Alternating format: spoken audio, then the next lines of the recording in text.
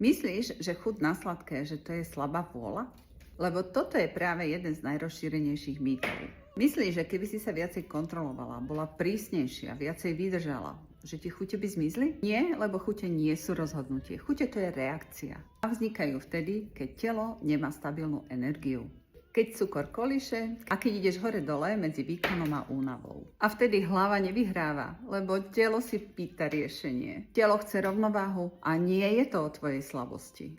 No a preto zákaz sladkého nefunguje. Chvíľu to vydržíš, ale potom to príde ešte silnejšie. A nie je to o zlyhaní, je to dôsledok mýtu, ktorému verí väčšina žien.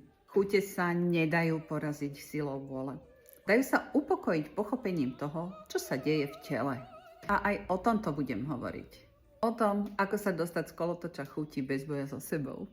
Konkrétne riešenie aj tohoto problému nájdeš v mojej facebookovej skupine Unikat Lifestyle. Pozývam ťa.